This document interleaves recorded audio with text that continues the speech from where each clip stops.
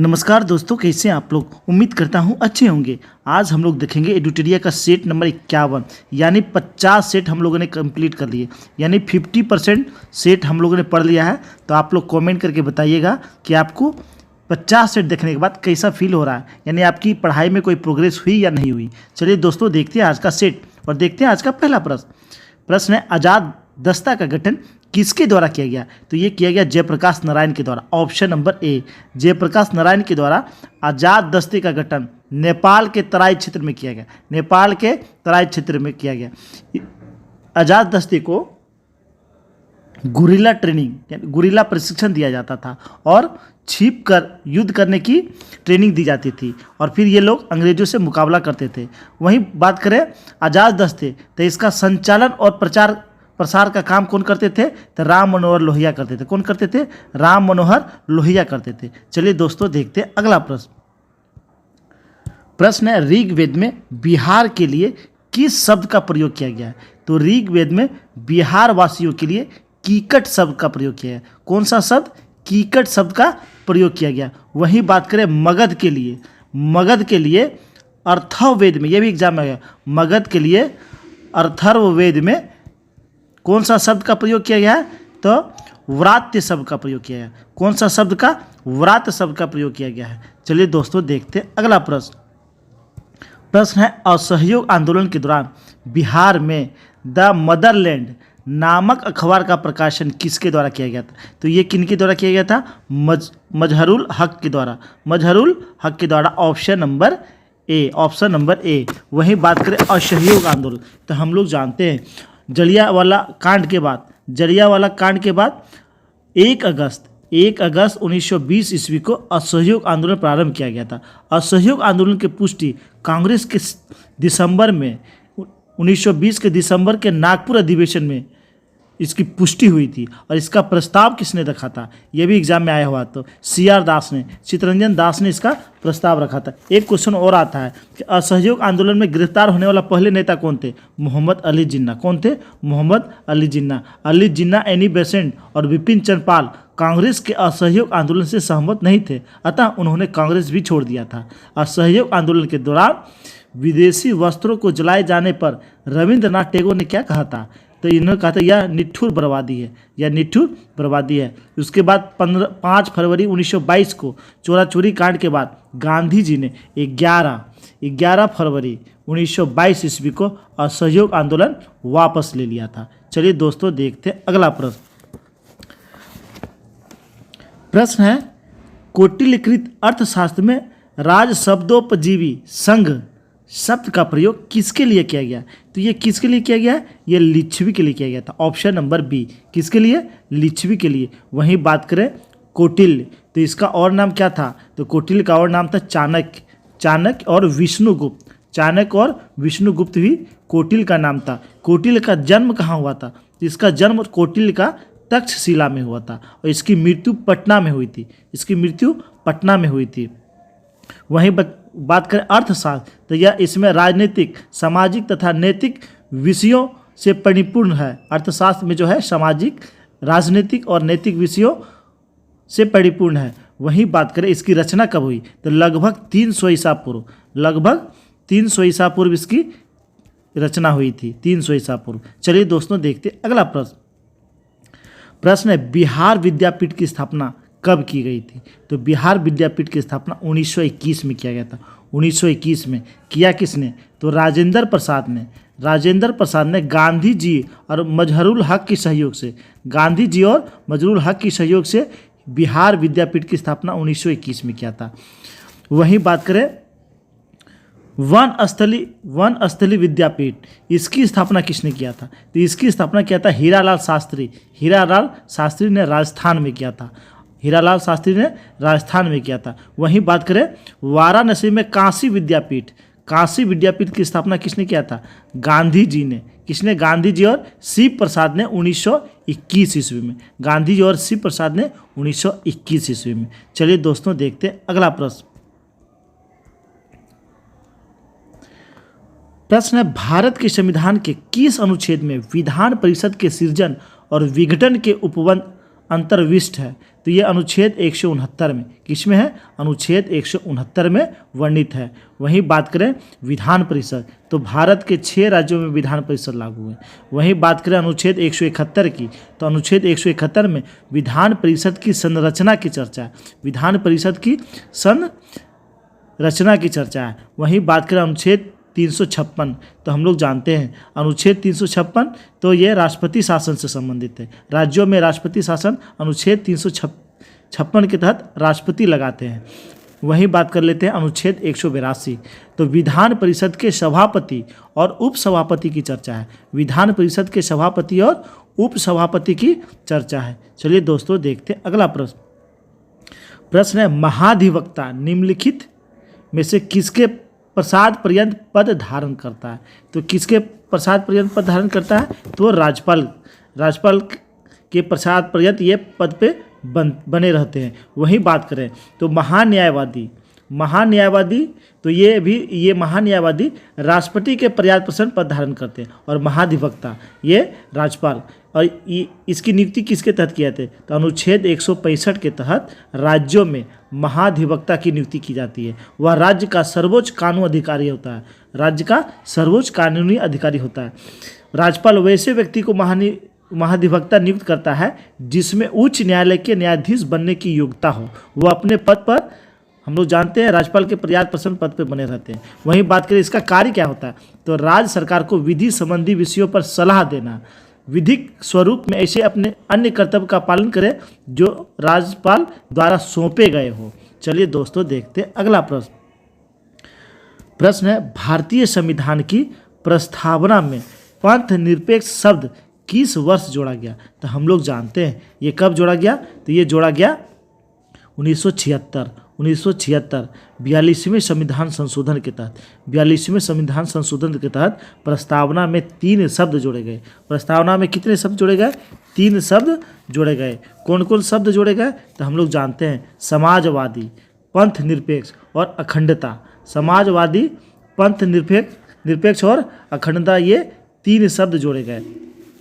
वहीं 42वें संविधान संशोधन के तहत ही लोकसभा के कार्यकाल को 6 वर्ष कर दिया गया। कितना कर दिया गया? 6 वर्ष कर दिया। 42वें संविधान संशोधन के तहत संविधान में मौलिक कर्तव्य जोड़े गए अनुच्छेद 51 के क में, अनुच्छेद 51 के क में। चलिए दोस्तों देखते हैं अगला प्रश्न है भारत में पंचायती राज व्यवस्था की शुरुआत कब की गई? तो भारत में पंचायती राज व्यवस्था की शुरुआत कब किया गया था? 2 अक्टूबर 1959 को।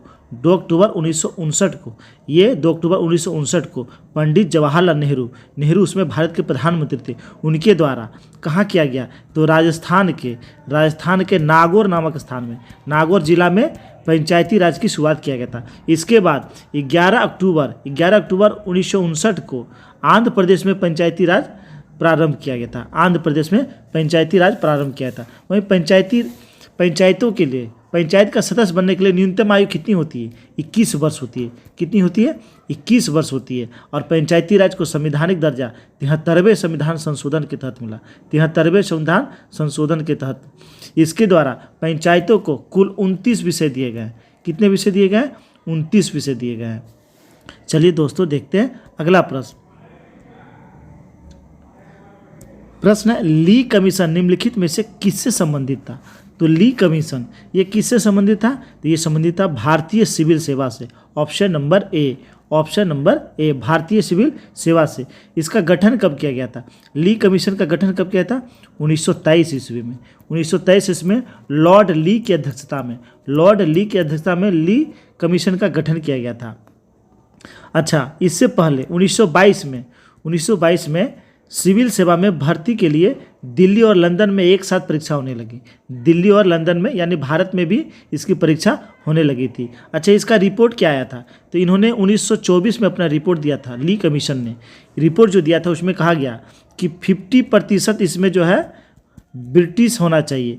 40% ब्रिटिश होंगे और 40% जो होंगे वह भारतीय होंगे, लेकिन वह सीधे भर्ती होंगे, और बाकी के 20% पदोन्नति के तहत दिए जाए, यानी जो प्रांतीय सेवा में है उनका प्रमोशन करके भरा जाए। तो 40% ब्रिटिश, 40 भारतीय रहेंगे और 20% जो है पदोन्नति करके भरा जाए। ये रिपोर्ट दिया था ली कमीशन ने 1924 ईस्वी में। चलिए दोस्तों देखते हैं अगला प्रश्न।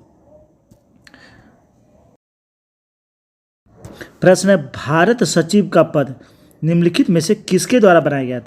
ये 1858 भारत शासन अधिनियम के द्वारा भारत सचिव का पद बनाया गया था और 1858 के तहत ही भारत का शासन कंपनी से लेकर ब्रिटिश क्राउन के हाथों में दे दिया और गवर्नर जनरल की पद को समाप्त करके वायसराय इसका नाम कर दिया गया था।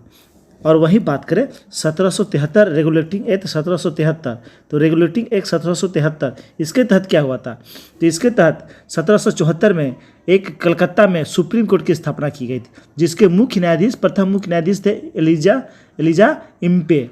और वहीं बात करें 1853 के चार्टर एक्ट के तहत जो है इसमें जो है इस अधिनियम के द्वारा सेवाओं में नामजदगी का सिद्धांत समाप्त कर महत्वपूर्ण पदों पर प्रतियोगिता परीक्षा के आधार पर भरने की व्यवस्था की गई और इसके तहत परिषद में 6 नए पार्षद जोड़े गए, जिसे विधान पार्षद कहा गया। चलिए दोस्तों, प्रश्न है भवानी मंदिर की रचना किसके द्वारा किया गया? ये अरविंद घोष के द्वारा किया। ऑप्शन नंबर ए गोपाल हरि देशमुख, इन्होंने परमहंस मंडली की स्थापना किया। इनकी एक पत्रिका आई थी हितेक्षु, पत्रिका का नाम था हितेक्षु पत्रिका का नाम था। वहीं बात करें विनायक दामोदर सावरकर, तो इनकी इन्होंने 1857 के द्वारा एक पुस्तक लिखी थी। पुस्तक का नाम क्या था? The Indian war of independence. और इनकी हिंदू राष्ट्र दर्शन इनकी एक प्रमुख पुस्तक थी। वहीं बात करें श्याम कृष्ण वर्मा, इन्होंने इंडियन सोशलिस्ट नामक पुस्तक लिखी थी। चलिए दोस्तों देखते हैं अगला प्रश्न है निम्नलिखित में से किसने भारत में अंग्रेजी शिक्षा की नींव डाली? तो 1800 चार्टर्ड एक्ट बिल्कुल सही। General committee of public instruction 1823 ये भी सही। प्राच्यविद एवं आंग्लविद विवाद, तो इसका आंसर हो जाएगा ऑप्शन नंबर डी, उपयुक्त में से सभी। चलिए दोस्तों देखते हैं अगला प्रश्न है फिनिक्स फोरम की स्थापना किस व्यक्ति के द्वारा की गई? तो हम लोग जानते हैं फिनिक्स फोरम की स्थापना गांधी जी ने किया था। फिनिक्स फोरम की स्थापना किसने किया था? गांधी जी ने किया था 1904 ईस्वी में दक्षिण अफ्रीका के डरबन के पास महात्मा गांधी ने टॉलस्टॉय फॉर्म की भी स्थापना किया था। कब? 1910 ईस्वी में। ये जोहान्सबर्ग के आसपास किया था। अच्छा, महात्मा गांधी ने सत्याग्रह आश्रम की स्थापना कब किया था? सत्याग्रह आश्रम की स्थापना 1915 में किया था। और यही आश्रम को साबरमती कब ले गए थे? 1917 में ले गए थे, साबरमती के किनारे। और ये सत्याग्रह आश्रम जो है 1915 में, इसकी स्थापना कोचरब अहमदाबाद में किया गया था। चलिए दोस्तों देखते हैं अगला प्रश्न है हिंदू महासभा की स्थापना कब हुई? हिंदू महासभा की स्थापना 1915 में हुआ। कब हुआ? 1915 में मदन मोहन मालवीय के द्वारा हिंदू महासभा की स्थापना किया था। अच्छा, नौजवान सभा की स्थापना 1926 में भगत सिंह ने, किसने किया था? भगत सिंह ने किया था। अच्छा, आप लोग बताएं आरएसएस की स्थापना कब हुआ? आरएसएस की स्थापना 1925 ईस्वी में 27 सितंबर 1925 को हेडगेवर ने किया था। अच्छा, आप लोग बताएं बीजेपी की स्थापना कब हुआ? बीजेपी इसकी स्थापना 1980 में हुआ था। अच्छा, बजरंग दल की स्थापना कब हुआ? बजरंग दल की स्थापना 1984 में किया गया। 1984 में क्या? विश्व हिंदू परिषद इसकी स्थापना कब हुआ? 1964 में हुआ। कब? 1964 में हुआ। चलिए देखते हैं अगला प्रश्न है निम्नलिखित में से किसका संबंध हमारे राष्ट्रध्वज के डिजाइन से है? तो हमारा राष्ट्रध्वज का डिजाइन पिंगली वेंकैया ने किया था। ऑप्शन नंबर ए, किसने किया था? पिंगली वेंकैया ने डिजाइन तैयार किया था। राष्ट्रध्वज की बात करें तो राष्ट्रध्वज में पहले अशोक चक्र की जगह क्या चीज़ का निशान होता था? चरखे का निशान होता था।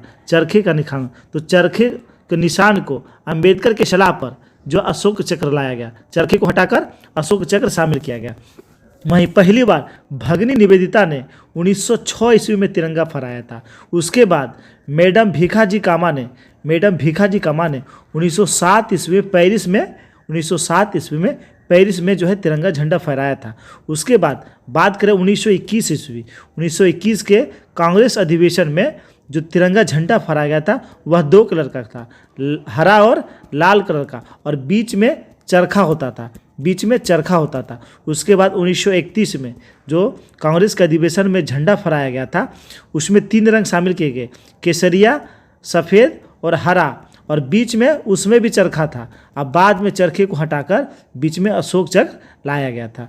और हमारे झंडे का लंबाई और चौड़ाई का अनुपात 3:2 होता है, 3:2 होता है। चलिए दोस्तों देखते हैं अगला प्रश्न।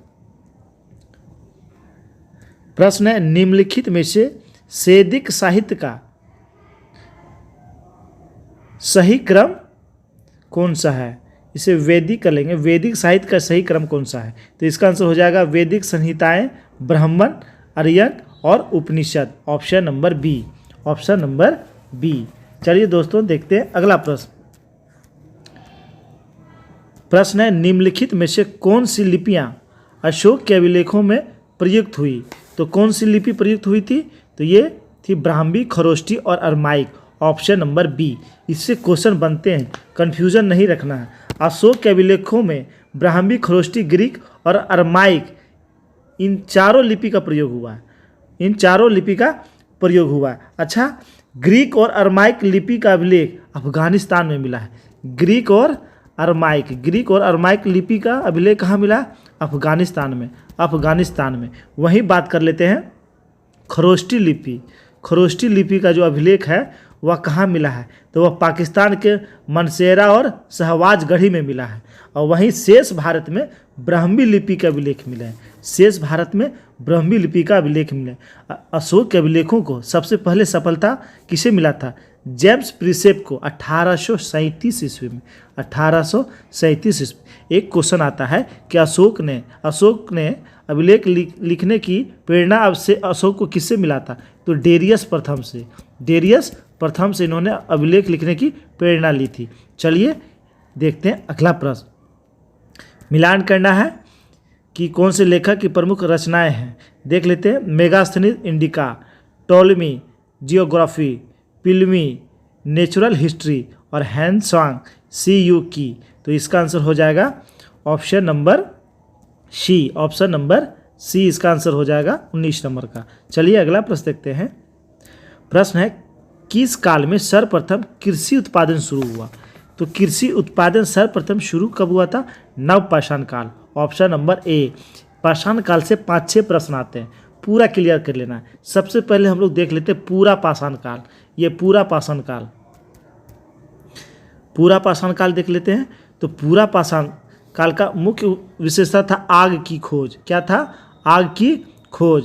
और उस समय के मानव खानाबदोश होते थे। कैसा होते थे? खानाबदोश होते थे। आग की खोज, पूरा पाषाण काल। फिर मध्य पाषाण काल, इसका प्रमुख है अंत्योष्टि कार्यक्रम। और वहीं बात करें नव पाषाण काल, तो इसका प्रमुख है पहिए का आविष्कार, नव पाषाण काल। अस्थायी आवास नव पाषाण काल। पशुपालन नव पाषाण काल। और कृषि उत्पादन नव पाषाण काल। चलिए दोस्तों देखते हैं अगला प्रश्न। प्रश्न है, शेर शाह और अकबर के बीच भू राजस्व प्रशासन के संबंध में कौन सा व्यक्ति संबंधित था? तो कौन सा व्यक्ति संबंधित था? टोडरमल। कौन? Todarmal. Option number D, Todarmal. Todarmal की बात करें तो टोडरमल अकबर के 9 रत्नों में से एक था। इसका जन्म कहाँ हुआ? तो इसका जन्म सीतापुर यूपी में हुआ था। सीतापुर यूपी में हुआ था 1500 ईस्वी में, 1500 ईस्वी में। इसका निधन लाहौर में हुआ। इनका मृत्यु कहाँ हुआ था? लाहौर में हुआ था 1589 ईस्वी में, 1589। ये अकबर के वित्त मंत्री थे, बचपन में ही इनका पिता का देहांत हो गया। तो इन्होंने रोजगार के लिए कहाँ काम किया?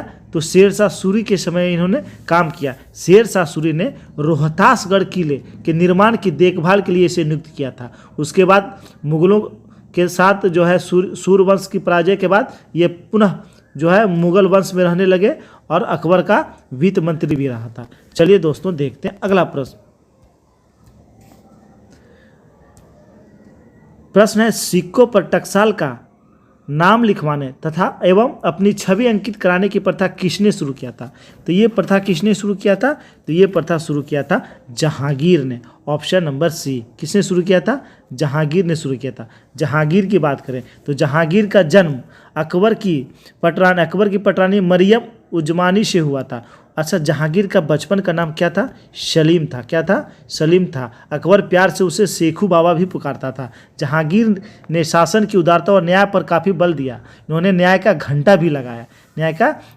1606 ईस्वी में जहांगीर के पुत्र खुसरो ने विद्रोह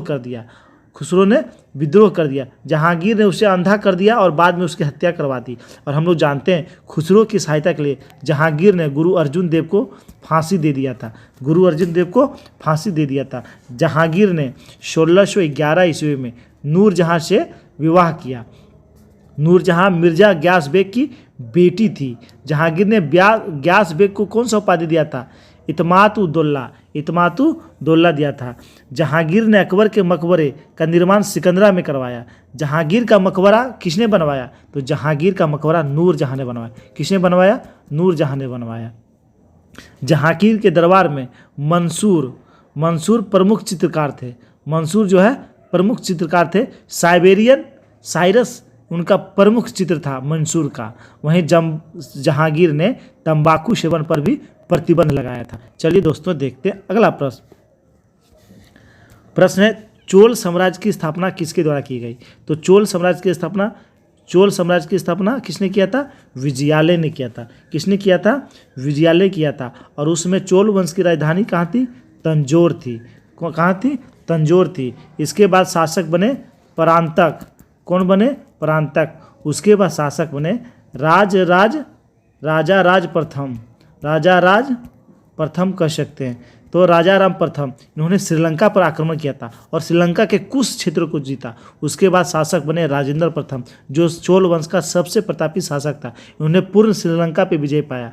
इन्होंने बंगाल पे आक्रमण किया और बंगाल को जीतकर गंगोई कोंड की उपाधि धारण किया। इन्होंने इंडोनेशिया और सुमात्रा द्वीप पर भी आक्रमण किया था। और चोल वंश का अंतिम शासक कौन था? यह भी एग्जाम में आया हुआ प्रश्न है। तो राजेंद्र तृतीय चोल वंश का अंतिम शासक था। चलिए देखते हैं अगला प्रश्न है इनमें से किस राज्य में अरावली की पहाड़ी है? तो अरावली की पहाड़ी कहाँ है? राजस्थान में है। कहाँ है? राजस्थान में है। वहीं बात करें कर्नाटक में, तो कर्नाटक में क्या है? तो कर्नाटक में बाबू बुदन की पहाड़ी है, ब्रह्मगिरी पहाड़ी है। तमिलनाडु की बात करें तो तमिलनाडु में नीलगिरी की पहाड़ी है और अन्नामलाई की पहाड़ी है। केरल में भी अन्नामलाई और पीरुमंड की पहाड़ी है।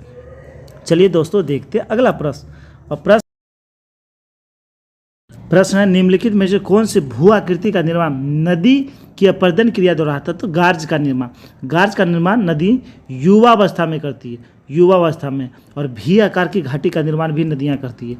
भी आकार की घाटी का निर्माण नदियों द्वारा होता है। अच्छा, हिमनद द्वारा कौन से स्थलाकृतियों का निर्माण होता है? तो हिमनद द्वारा सर्क, टॉर्न, हॉर्न, नूनाटक, ये एग्जाम में आया हुआ नूनाटक, फियोर्ड, ये भी एग्जाम में आया हुआ फियोर्ड और ड्रमडिल। ये प्रमुख स्थलाकृतियों का निर्माण किसके द्वारा? हिमनद के द्वारा होता है। एग्जाम में आते हैं पवन द्वारा निर्मित स्थलाकृतियाँ। तो पवन द्वारा निर्मित स्थलाकृतियाँ हैं प्लेया, लेगून, बरखान, लोयस। ये किसके द्वारा निर्मित होते हैं? पवन के द्वारा निर्मित होते हैं। एग्जाम में आते हैं भूमिगत जल द्वारा निर्मित स्थलाकृतियाँ गीजर, डोलाइन, कार्स्ट झील, युवाला, पोलिये और लेपीज। इसका निर्माण भूमिगत जल द्वारा होता है। चलिए प्रश्न है निम्नलिखित में से कौन वलित पर्वत का उदाहरण नहीं है? तो रॉकी, एंडीज, हिमालय, ये सारे वलित पर्वत के उदाहरण हैं। सियरा नेवादा ये वलित पर्वत का उदाहरण नहीं है। ऑप्शन नंबर डी हो जाएगा। अच्छा, ये किस पर्वत का उदाहरण? ये ब्लॉक पर्वत का उदाहरण। ये है कहाँ? ये कैलिफोर्निया में है। कहाँ है? कैलिफोर्निया में है, अमेरिका के कैलिफोर्निया में है। अच्छा, जान लेते हैं वलित पर्वत के उदाहरण तो हो गया रॉकी, हिमालय, एंडीज, ये सारे वलित पर्वत के उदाहरण। अच्छा, अवशिष्ट पर्वत के उदाहरण। अवशिष्ट पर्वत के उदाहरण आप लोग बताएं। तो अवशिष्ट पर्वत के उदाहरण सतपुड़ा, नीलगिरी, पारसनाथ की पहाड़ी और सियरा जो स्पेन में है, सियरा जो स्पेन में है उसकी बात करें, सियरा नेवदा ये कैलिफोर्निया में है, ये सारे अवशिष्ट पर्वत के उदाहरण। वहीं बात करें ब्लॉक पर्वत के उदाहरण, ब्लॉक पर्वत के उदाहरण कौन है? ब्लैक फॉरेस्ट, जर्मनी का ब्लैक फॉरेस्ट, ये एग्जाम में बार बार आते हैं, ब्लैक फॉरेस्ट। उसके बाद ब्लैक फॉरेस्ट के बाद सॉल्ट रेंज जो पाकिस्तान में है, सॉल्ट रेंज जो पाकिस्तान में है, और वासजेस पर्वत, ये सारे ब्लॉक पर्वत के उदाहरण हैं। चलिए दोस्तों देखते हैं अगला प्रश्न। प्रश्न, दलहन तथा तिलहन में सर्वाधिक उत्पादन करने वाले राज्य कौन है? तो मध्य प्रदेश है। कौन है? मध्य प्रदेश दलहन और तिलहन उत्पादन में प्रथम स्थान पे है। वहीं राजस्थान की बात करें तो ग्वार गोंद उत्पादन में प्रथम स्थान पर है, और ये जस्ता उत्पादन में भी प्रथम स्थान पे है। वहीं बात करें महाराष्ट्र, तो महाराष्ट्र की बात करें तो ये कपास उत्पादन में प्रथम स्थान पे है। गन्ना उत्पादन में प्रथम स्थान पे है, गन्ना उत्पादन में भी प्रथम स्थान पे। उत्तर प्रदेश की बात करें, ये गेहूं और धान दोनों के उत्पादन में प्रथम स्थान पे है। चलिए दोस्तों देखते हैं अगला प्रश्न। निम्नलिखित में से किस देश में ग्रेट स्लैब झील है? तो ग्रेट स्लैब झील बहुत बार एग्जाम में है, ये कनाडा में है। कनाडा के कुछ प्रमुख झील हम लोग देखते हैं, रेनडियर झील ये भी एग्जाम में आया हुआ है। उसके बाद विनीपेग झील ये कहाँ है? ये भी कनाडा में है। वहीं बात करें एग्जाम में आते हैं रूस के प्रमुख झील, तो हम लोग जानते हैं बैकाल झील, यह कहाँ है? बैकाल झील जो सबसे गहरी झील है, यह रूस में है। ओनेगा झील ये भी रूस में है, और लाडोगा झील ये भी रूस में है। वहीं बात करें ऑस्ट्रेलिया की प्रमुख झील, ये भी एग्जाम में आया हुआ है, आयर झील कहाँ है? ऑस्ट्रेलिया में है। वहीं बात करें वान झील ये कहाँ है? ये तुर्की में है, वान झील तुर्की में है। पेंगोंग झील कहाँ है? पेंगोंग झील ये चीन और भारत की सीमा लद्दाख क्षेत्र में है, पेंगोंग झील।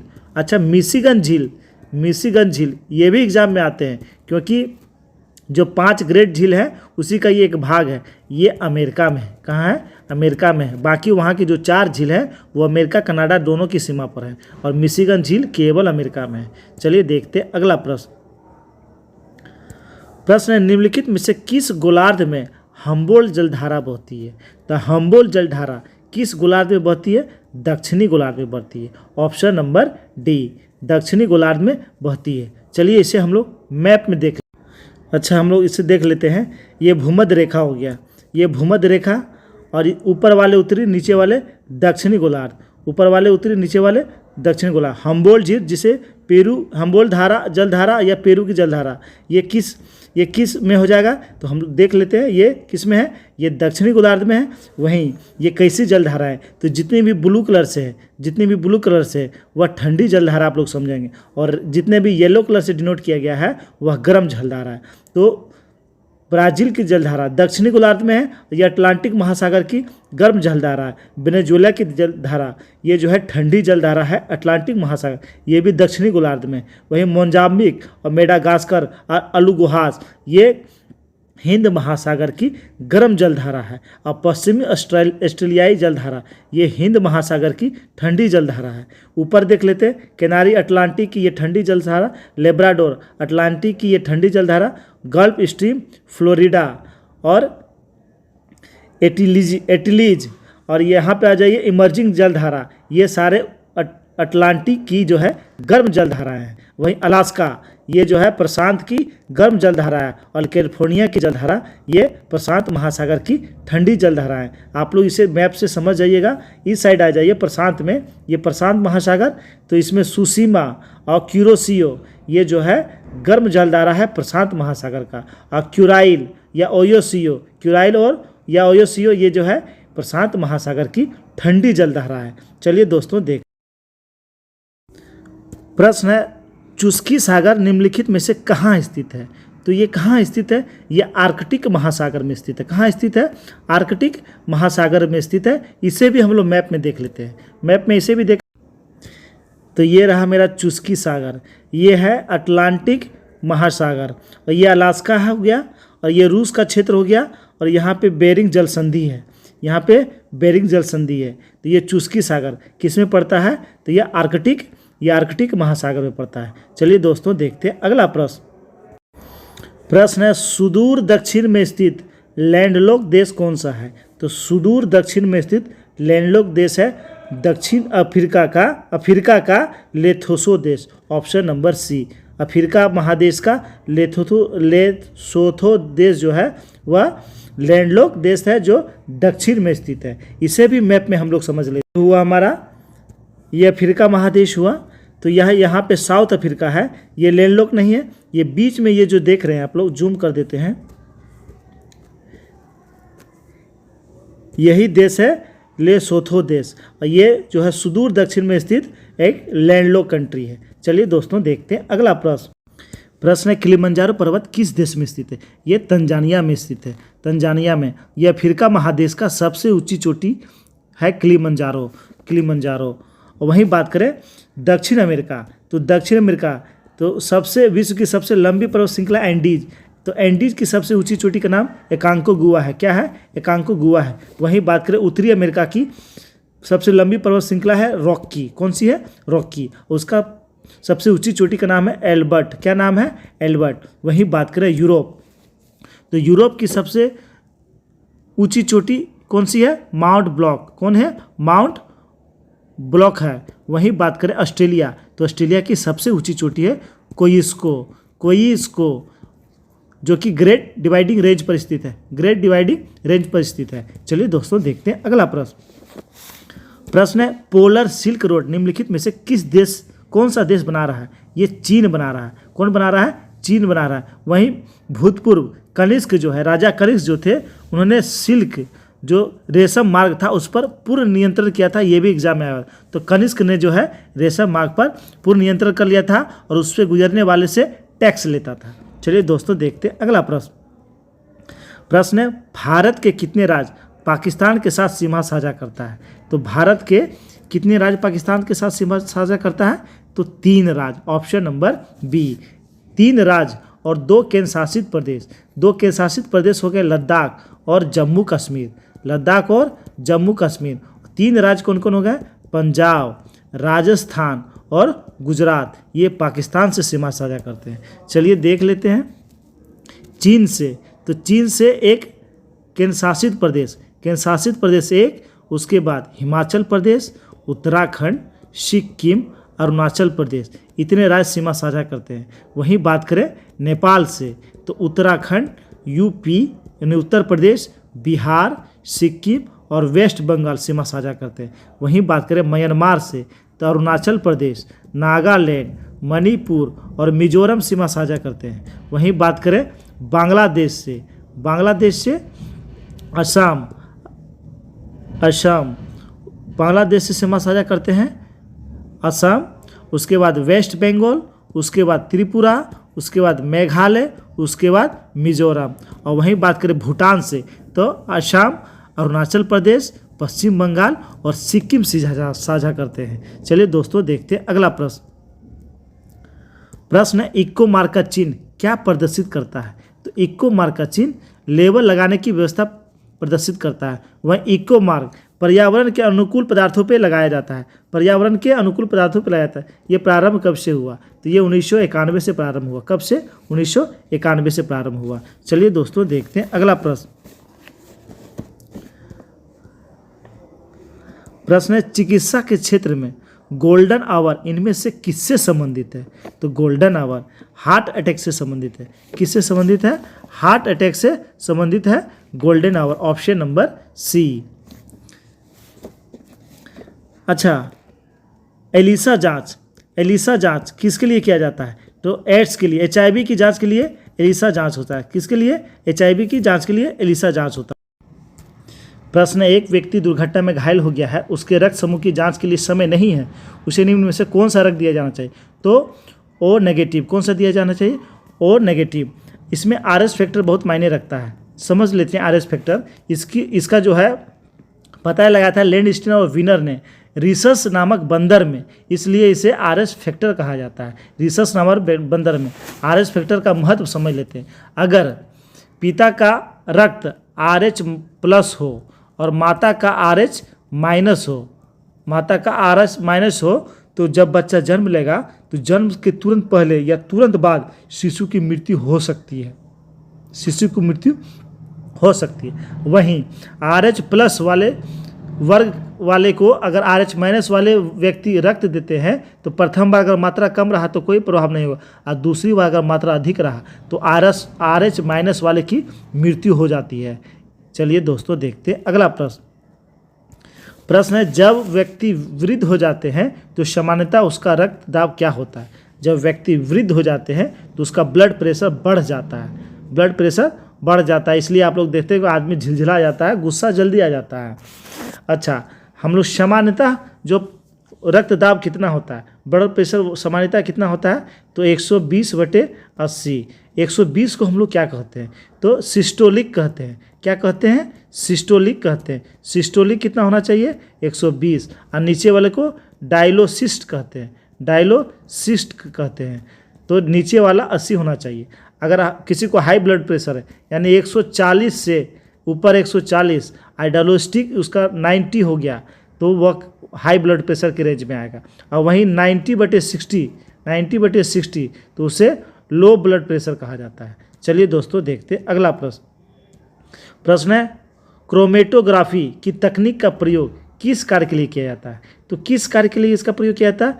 द्रव मिश्रण से पदार्थों को अलग करने के लिए इस तकनीक का उपयोग किया जाता है। Option number C. वहीं द्रव के मिश्रण को अगर क्वथनांक में अधिक अंतर रहा तो आश्वन विधि द्वारा भी अलग किया जाता है, आश्वन विधि द्वारा भी अलग किया जाता है। वहीं अगर इसका क्वथनांक में अंतर कम रहा तो इसे आंशिक आश्वन के द्वारा भी शुद्ध किया जाता है, तो अलग किया जाता है। जैसे डीजल पेट्रोल, ये जो है आंशिक आश्वन द्वारा अलग किया जाता है। वहीं दो ठोसों को अलग करने में ऊर्ध्वपातन विधि का प्रयोग किया जाता है। चलिए दोस्तों देखते अगला प्रश्न। प्रश्न है, सूची 1 को सूची 2 से मिलान करें। तो फॉर्मिक अम्ल किस में पाए जाते हैं? तो फॉर्मिक अम्ल ये चींटी में पाए जाते हैं। चींटी जब डंक मारते हैं तो फॉर्मिक एसिड छोड़ती है। साइट्रिक अम्ल ये नींबू में पाए जाते हैं। और टॉर्टेरिक अम्ल इमली में पाए जाते हैं। किस में पाए जाते हैं? इमली में पाए जाते हैं। तो इसका आंसर हो जाएगा option number B, option number B. चलिए देखते हैं अगला प्रश्न।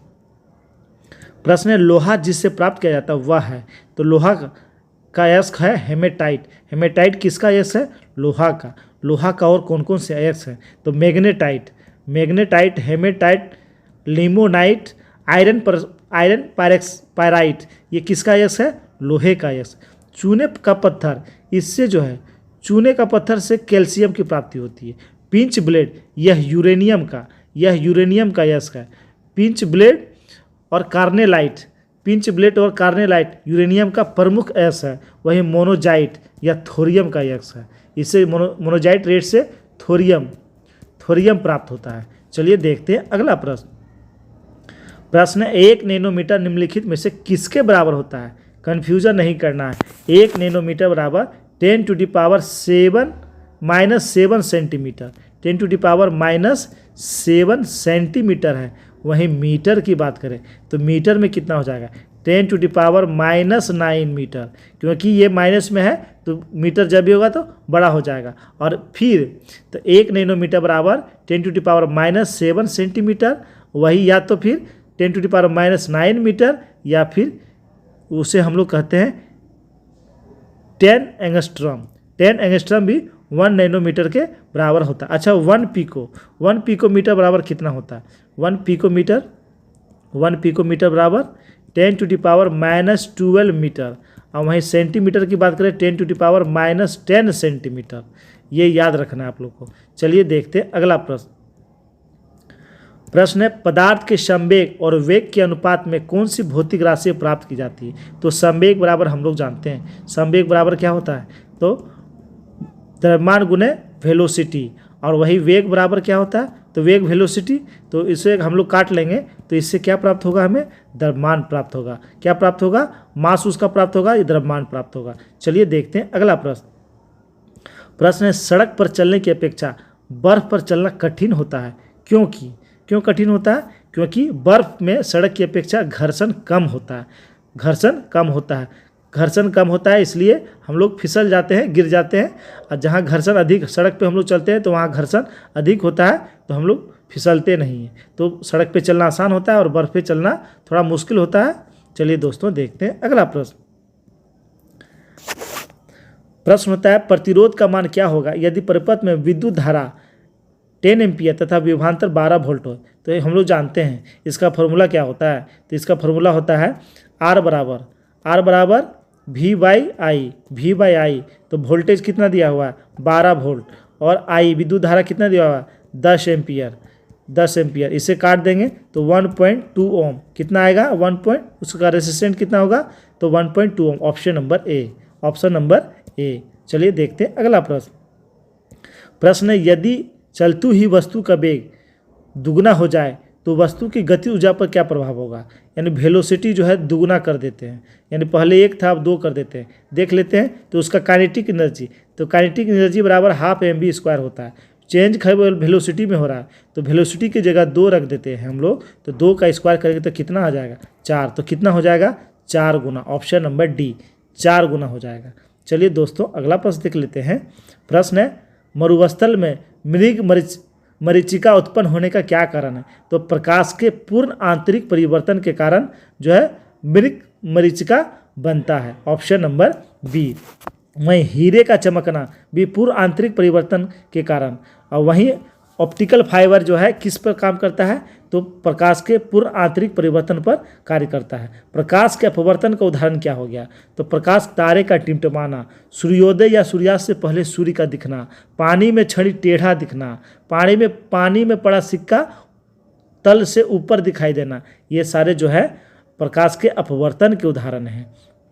वहीं प्रकाश का वर्ण विक्षेपण, जब किसी एक प्रकाश के पुंज को फिल्म से गुजारते हैं तो प्रकाश जो है 7 रंगों में विभक्त हो जाती है, वह वर्ण विक्षेपण कहलाता है। जिसका तरंगदैर्घ्य जितना अधिक होता है वह उतना कम फैलता है, जिसका कम होता है वह अधिक फैलता है। चलिए दोस्तों देखते हैं अगला प्रश्न है सेल्सियस स्केल पर मानव शरीर का तापमान होता है। तो सेल्सियस स्केल पर मानव शरीर का तापमान होता है 37 डिग्री सेल्सियस। कितना होता है 37 डिग्री सेल्सियस। वहीं फ़ारेनहाइट पे कितना होता है 98.4 डिग्री फ़ारेनहाइट। और वहीं केल्विन में कितना होता है 310 केल्विन। कितना होता है 310 केल्विन होता है। चलिए दोस्तों देखते हैं अगला प्रश्न है किस सिद्धांत पर जेट इंजन काम करता है।